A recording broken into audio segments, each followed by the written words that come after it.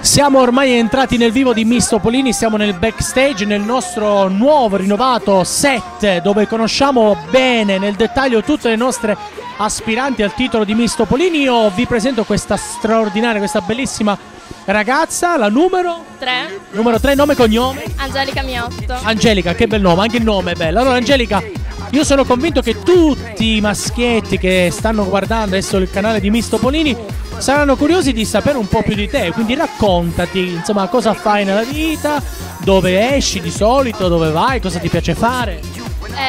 Frequento il liceo psicopedagogico Caterina Percotto di Udine. Di solito esco con gli amici o col moroso, vado in centro a Udine oppure nei centri commerciali e mi piace andare molto a ballare.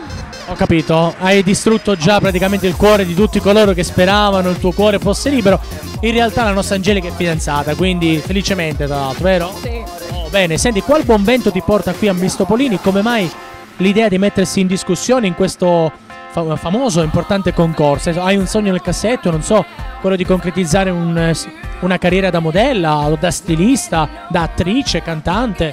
Beh, fin da piccola mi è piaciuto molto il mondo dello spettacolo e della moda e sognavo appunto di diventare una modella, però adesso magari anche crescendo questo sogno va, cioè è sempre una cosa che mi piace, però penso anche alle cose un po' più concrete come studiare. Bene, bene, hai detto una cosa molto, molto matura, molto intelligente, quindi sicuramente mai perdere di vista quelli che sono gli obiettivi importanti della vita. L'unica cosa che posso augurarti io come presentatore è quello di vivere l'esperienza di Miss Topolini con la più totale tranquillità, divertiti, e per te adesso l'opportunità di fare tutti i saluti che vuoi. Grazie, ciao a tutti. People in the place, if you've ever felt love, then you know, yeah, you know what I'm talking about.